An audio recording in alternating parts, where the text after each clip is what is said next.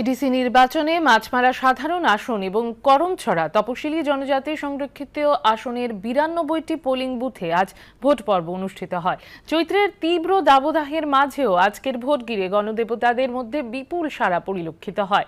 সর্বত্রই ছিল কড়া ও নিশ্ছিদ্র নিরাপত্তা ব্যবস্থা। ভোট গ্রহণ শেষে জনরায়বন্দী ইভিএমগুলি কুমারঘাট গার্লস স্কুলে নিয়ে আসা হচ্ছে।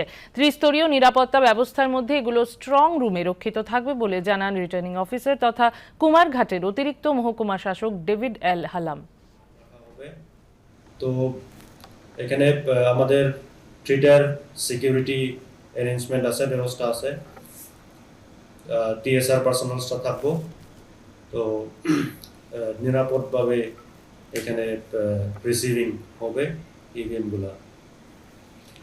আজকে যে আমাদের পোলিং টিমসরা ওনারা পোল কমপ্লিট করার পরে তো আজকের মধ্যেই সমস্ত ইভিএমস পোলিং টিমস আমাদের কুমারঘাট গার্লস স্কুলে রিসিভিং সেন্টারে নিরাপদভাবে রিসিভ করা হইব এবং স্ট্রং রুমে আজকের মধ্যেই সব ইভিএমস পোল ইভিএমস রাখা হইব কুমারঘাট গার্লস স্কুলে।